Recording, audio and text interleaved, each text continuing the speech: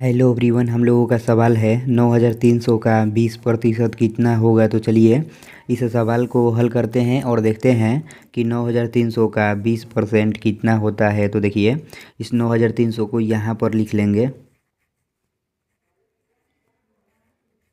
देखिए यहाँ पर का है, तो जैसा कि हम लोग जानते हैं कि इस का मतलब होता है गुणा, इसलिए इस का के लिए यहाँ पर गुणा का चिन्ह दे देंगे और इस 20 को यहाँ पर लिख लेंगे। देखिए यहाँ पर प्रतिशत का चिन्ह है, तो हम यहाँ पर भी प्रतिशत के चिन्ह दिए हुए हैं। तो इस प्रतिशत के चिन्ह का अर्थ होता है 1/100, इसलिए इस प्रतिशत के चिन्ह के लिए इस 20 के गुणे में 1/100 लिख लेंगे। कुछ इस तरह से ऐसे ही आप लोगों को भी लिख लेना है। तो अभी यदि आप लोग यहाँ पर देखते होंगे ना, तो जो इतना पार्ट यह बन गया ना, यह बाटा वाला गुणा बन गया।